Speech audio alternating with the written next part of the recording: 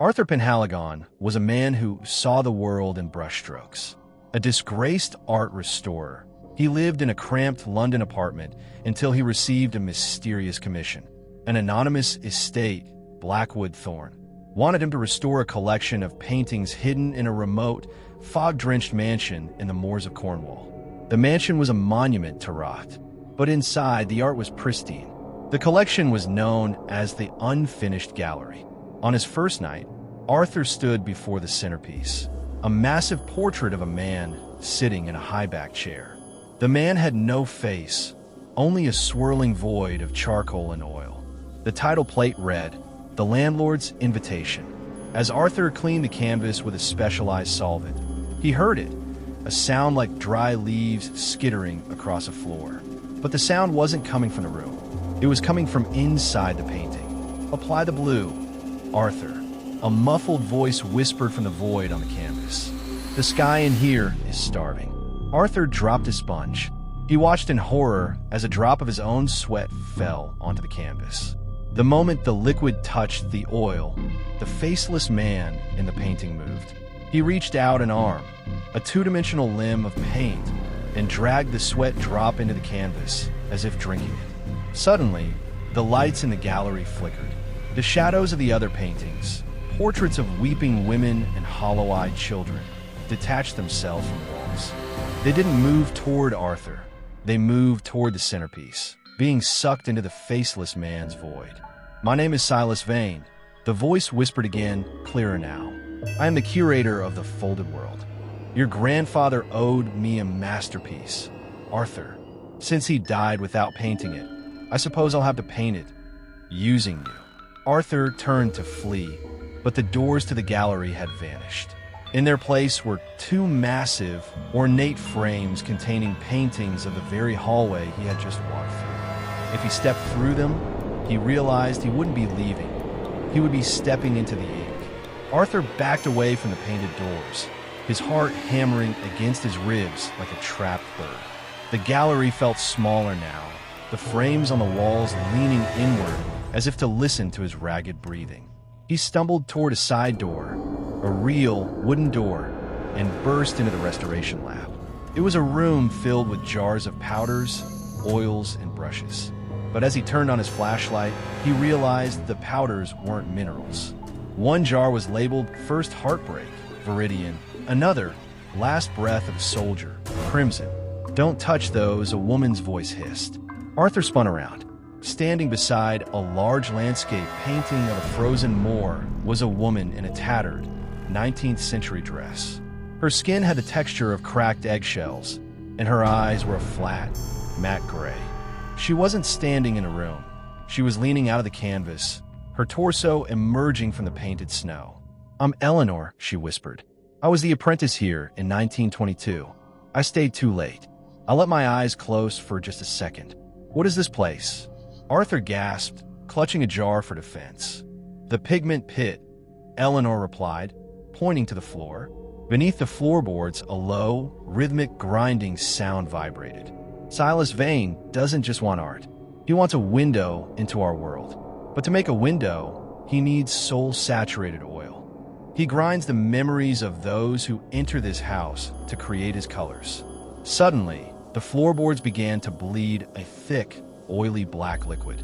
From the shadows beneath the work table, the canvas crawler emerged. It was a nightmare of geometry, a creature made of stretched, unpainted linen, with limbs that moved like folding paper. Its face was a blank white square, and it carried a rusted palette knife the size of scythe. "It senses your fear, Arthur," Eleanor warned, her image flickering like a film reel. "Fear is the best primer. It makes the colors stick. You must not sleep. If you dream, your mind enters the folded world, and the crawler will harvest your skin to give the landlord a face." The crawler lunged, its paper-thin arms snapping through the air with the sound of a whip. Arthur dived behind a heavy oak desk, grabbing a bottle of turpentine. "If it's paint, it can be dissolved." Arthur yelled. He threw the bottle. The turpentine splashed across the crawler's linen chest. The creature shrieked, a sound like canvas tearing, as a hole melted through its torso. But it didn't stop. It simply reached into the air, grabbed a handful of the first heartbreak green powder from a shattered jar, and smeared it over the wound. The hole instantly filled with a vivid, sickly green moss that became new flesh. "You can't kill it with chemicals, Arthur," Eleanor cried. "You have to repaint it." Arthur looked at his restoration kit. He had his brushes. He had his skill. But he had no soul-saturated paint. He looked at Eleanor, then at his own hand. He realized the only wet thing in the room that belonged to this world was his own blood. The canvas crawler was inches away, its palette knife, scythe raised for a killing stroke. Arthur didn't think. He acted on instinct. He grabbed a jagged shard of glass from a broken jar and sliced a shallow cut across his palm. "Blood is the ultimate pigment," he hissed through the pain. He dropped to his knees and used his crimson-soaked fingers to draw a trap frame directly onto the floorboards. It was a jagged, geometric square infused with his own living essence. The moment the crawler stepped onto the bloodline, the floor didn't just hold it. The wood turned into wet oil paint. The creature began to sink into the floorboards, its linen body soaking up the red. But the reaction was too strong. The trap frame acted like a whirlpool. "Arthur, grab my hand," Eleanor screamed. The suction from the blood paint was pulling the entire room toward the center. The desk, the jars, and Arthur himself were being dragged into the two-dimensional void. Arthur lunged for Eleanor's outstretched, eggshell hand. As their fingers locked, the world turned into a chaotic smear of color. They landed hard on a ground that felt like dried plaster. Arthur looked up and gasped. They were in the Moor of lost strokes. The sky was a frantic, messy wash of indigo and violet, with visible brushstrokes the size of highways. The trees were mere charcoal sketches, shivering in a wind that smelled of linseed oil. "We're inside the painting," Eleanor said, her voice now sounding much richer, her skin no longer cracked but smooth like a fresh coat of paint. "In here, Silas Vane is a god. And look, the sky is turning gray." "Why does that matter?" Arthur asked, shivering. "In the Moor, the weather is a reflection of the artist's heart," she explained. "Your fear is calling the leaden rain. If those droplets hit you, they'll turn your skin into heavy lead-white pigment. You'll become a statue, frozen forever as a background extra." Heavy, silver droplets began to fall from the indigo sky.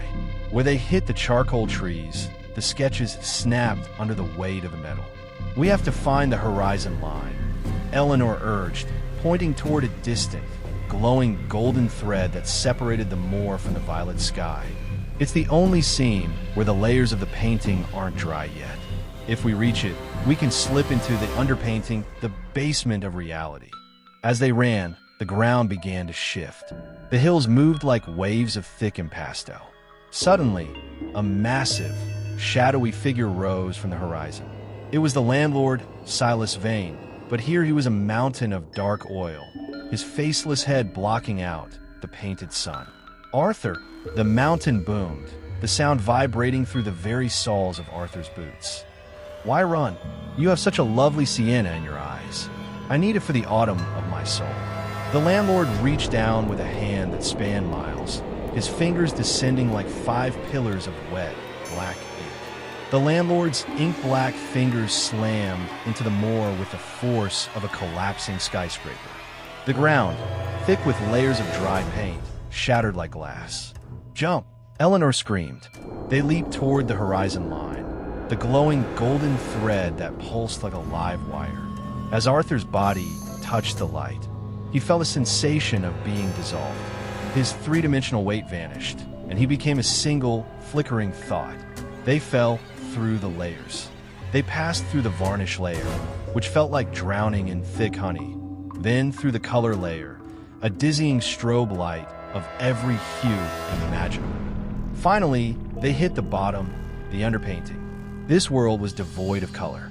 It was a bleak, skeletal landscape of charcoal sketches and rough graphite outlines. The sky was the raw, yellowish-white of unprimed canvas. Everything here was a failed idea.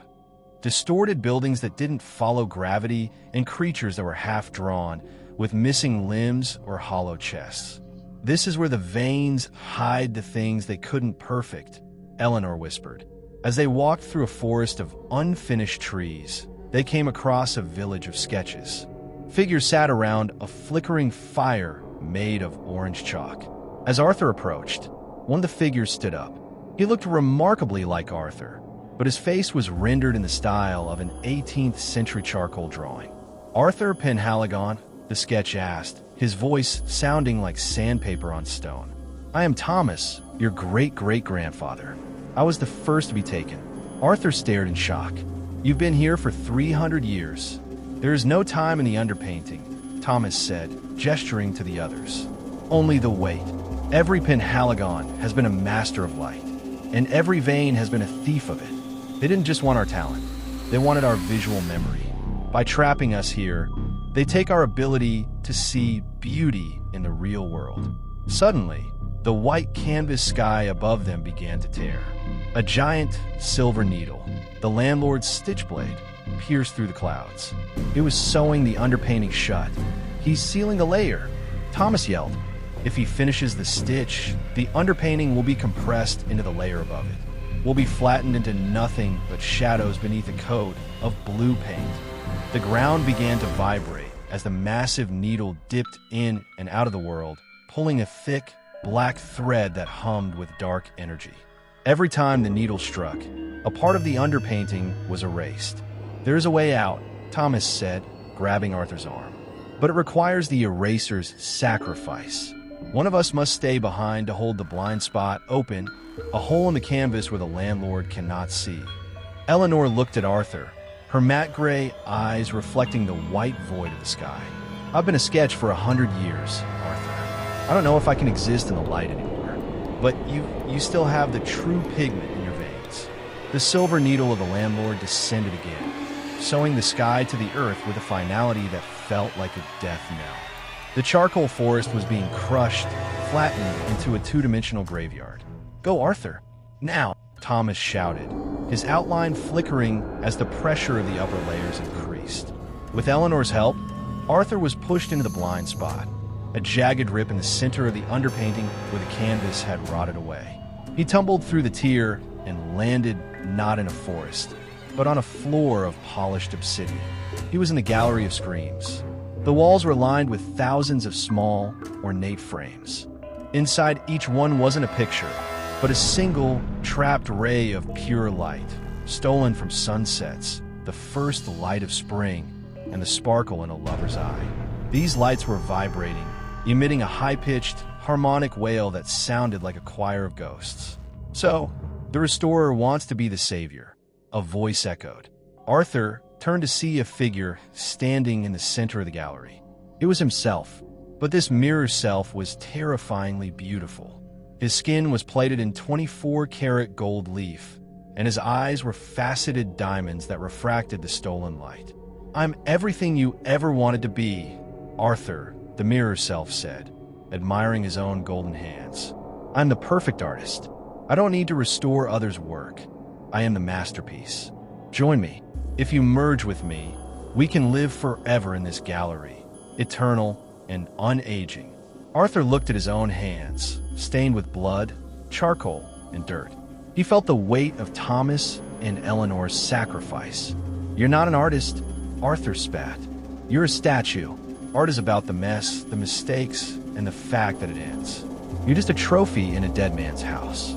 The mirror self's face contorted, the gold leaf cracking.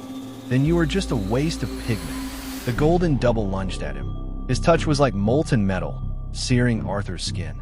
As they fought, Arthur realized he couldn't win by force. This version of him was made of vanity, the most durable paint of all. Arthur looked at the frames on the walls. The pure light was the source of a mirror self's glow. He reached out and grabbed a heavy bronze bust of a nameless artist and smashed the nearest frame. The light didn't just escape, it exploded. The freed sunset ray sliced through the mirror self like a laser. "What are you doing?" the double screamed as his golden skin began to melt. "If you break the frames, the gallery will collapse." "Let it fall," Arthur roared. He ran through the gallery, smashing frame after frame. The cacophony of screams, turned into a roar of liberation. The stolen lights swirled together, creating a blinding white sun in the center of the room. The mirror self dissolved into a puddle of dull, yellow lead. But as the gallery began to tear apart, the landlord himself, Silas Vane, stepped through the white sun. He was no longer a mountain of oil. He was a man again, but his skin was a patchwork of different painting styles. One arm was impressionist, the other was Baroque. "You've broken my collection, boy," Silas whispered, his voice like the snapping of old parchment. "Now, I'll have to use your soul to re-glaze the world." The gallery of screams vanished, replaced by a terrifying, infinite void known as the blank canvas of eternity. There was no floor, only a vast expanse of white gesso that hummed with a low, static energy.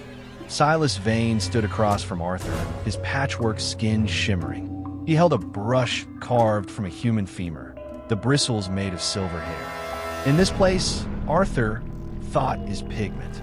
If I can imagine your death, it becomes a masterpiece." Silas swept his brush through the air. A streak of obsidian black followed the movement, turning into a swarm of oil-painted crows with beaks like needles. They dived toward Arthur, their cawing sounding like tearing paper. Arthur had no brush. He had only his memories and the pure light that still clung to his clothes like glowing dust. He closed his eyes, thinking of the most vibrant thing he had ever seen, a field of wildflowers from his childhood. He thrust his hands forward. A wave of prism fire erupted from his palms, clashing with the crows. The black birds dissolved into gray mist as the light touched them. "You're an amateur," Silas roared.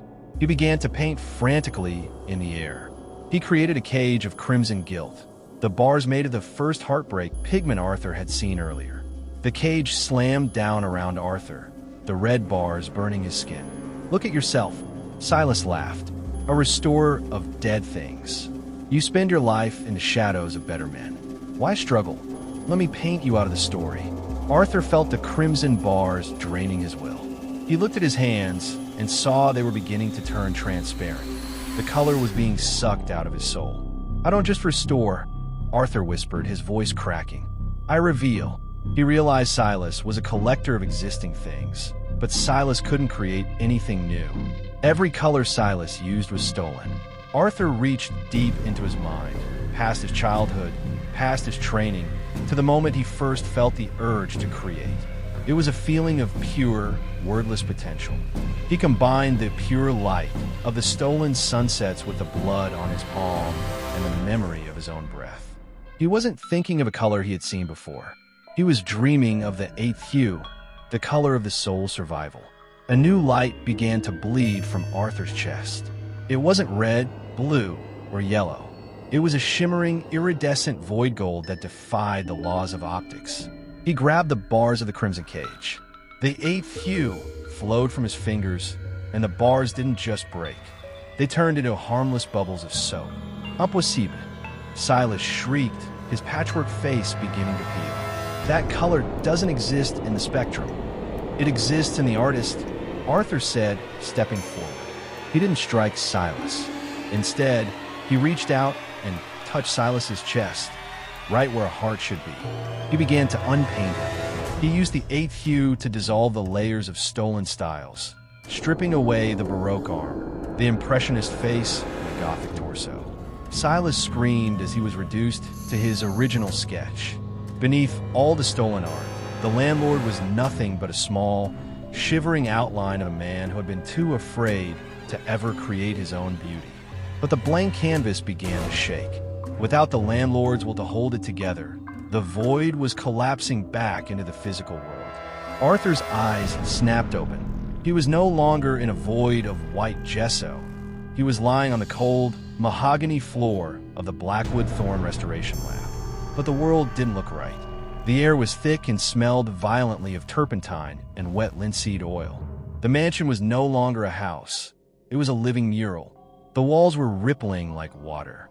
The portraits of the ancestors weren't just hanging on the walls. They were stepping out of their frames, their painted feet leaving oily footprints on the rugs. The ceiling had become a swirling, Van Gogh-esque vortex of stormy blues and blacks that dripped hot, viscous paint rain onto the furniture. "It's setting," a voice cried. Arthur looked up to see the ghost of Eleanor. She was fading, her form becoming a pale, translucent watercolor. Silas is defeated, but his masterpiece is finishing itself. The house is drying. If you don't get out before the oxygen hits the oil, you'll be part of the texture forever. Arthur tried to stand, but his boots were stuck. The floor had turned into a thick, tacky, ultramarine glaze. Every time he pulled his foot, the floor stretched like melted plastic. Suddenly, the walls of the hallway began to fold inward, like a giant pop-up book closing. The underpainting shadows he had freed earlier were screaming as they were pressed into the wood. "The exit!" Arthur shouted, pointing toward the grand foyer. But the doorway to the foyer was being painted over by an invisible brush. A thick layer of titanium white was spreading across the opening, sealing it shut like a tomb. "I can't reach it," Arthur yelled. He looked at his restoration kit one last time. He grabbed a bottle of retarding medium, a chemical used to slow down the drying time of oil. He didn't pour it on the door, he poured it over himself. The chemical burned, but his movements became fluid again. He sprinted through the hallway, his body blurring as he moved through the wet reality. As he reached the foyer, he saw the canvas crawler. It wasn't hunting him anymore. It was melting, without Silas's will. The linen creature was unraveling into a pile of raw, unprimed thread. Arthur reached the front doors, but they weren't wood anymore. They were a flat, two-dimensional painting of doors. There was no handle, no lock, just a memory of an exit. "Arthur, use the light." Eleanor's voice was a faint whisper now, almost gone. He remembered the Eighth Hue, the iridescent void gold. He didn't have the energy to blast the doors open, so he did what a restorer does best. He found the fault line in the painting. He used his fingernail to scratch a tiny hole in the center of the painted door. He blew the last of his pure light into that hole. The painting cracked. Real, cold Cornwall wind whistled through the gap. The mural of the house began to shatter like a dried eggshell. Arthur lunged through the crack, just as the mansion let out a final, wet thud. He landed on the grass outside. When he turned around, Blackwood-Thorne Manor was gone. In its place stood a massive, jagged rock formation covered in ancient, colorful moss that looked suspiciously like a pile of discarded canvases. London felt different. The gray fog over the Thames no longer looked like weather. It looked like a poorly blended wash of watercolor. Arthur sat in his small studio, his hands still stained with the Eighth Hue that refused to wash away. He thought he was free of Blackwood-Thorne, but the drying time had left a permanent mark. He first noticed it while walking under a street lamp. His shadow didn't stretch out behind him in a natural blur. It was sharp, dark, and had the texture of heavy India ink. When Arthur stopped, his shadow kept walking for 2 more steps before freezing. "You brought the stain back with you, Arthur," a voice whispered from the corner of his room. He spun around, but there was no one there. Instead, he saw his apartment walls. The wallpaper was peeling, but not from age. New images were bleeding through the plaster, sketches of the future. In rough, charcoal strokes, the wall depicted a scene. A crowded subway station, a woman in a red coat, and a man standing behind her with a palette knife. The style was frantic, like an unfinished police sketch. "It's happening again," Arthur breathed. The next morning, the news confirmed his dread. A woman had been found at the Waterloo station. The report was gruesome. The police said it didn't look like a normal crime scene. The victim hadn't just been killed. Her body had been rearranged. Her skin was stretched over a metal frame, and her blood had been mixed with heavy oils to create a macabre parody of the scream. Arthur looked at his shadow. It was pointing toward his canvas. The landlord didn't die, Arthur realized. He just changed mediums. He looked at the sketch on his wall. It had changed. The charcoal lines were now filled with a sickly, glowing yellow. It showed a new scene, a famous art critic at a gala, his face being slowly erased by an invisible hand. Suddenly, Arthur's own hand began to twitch. He felt a phantom brush between his fingers. He grabbed a piece of charcoal and, against his will, began to draw on his own skin. He wasn't drawing a tattoo. He was drawing a doorway. As the charcoal touched his forearm, The skin turned into a cold, flat surface. He realized the landlord, or whatever was left of him, was using Arthur as a living canvas. The murders weren't just crimes, they were exhibitions. Each death provided the soul-saturated pigment needed to bring Silas Vane back into the physical world. "If I don't stop the next painting," Arthur whispered, "he'll have enough color to step out of my shadow." The wall sketch shifted again. The art critic was now dead. His body turned into a statue of salt and white lead. Underneath the drawing, a single word was written in Arthur's own handwriting: "Vernissage, the opening." Arthur knew where the next gala was. He grabbed his restoration kit, but this time he didn't pack solvents. He packed a mirror and a jar of the Eighth Hue dust he had scraped from his coat. The Royal Academy was a cathedral of high culture, now filled with the scent of expensive perfume and hidden rot. Arthur pushed through the crowd of socialites, his heart drumming a frantic rhythm. His shadow, the ink-dark, independent thing, was pulling at his heels, eager to merge with the darkness of the gallery. In the center of the hall stood Lord Julian Sterling, the world's most feared art critic. He was surrounded by admirers, but to Arthur's eyes, Sterling looked wrong. His skin had a waxy, high-gloss finish, and his movements were staccato, like a film's skipping frames. As Arthur moved closer, he saw the painted parasite. It wasn't on Sterling, it was replacing him.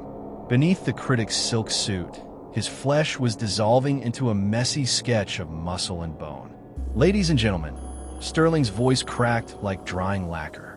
"Tonight, we witness the birth of a new era, an art that breathes, an art that takes." Sterling raised a glass of wine, but as he tilted it, the liquid didn't fall.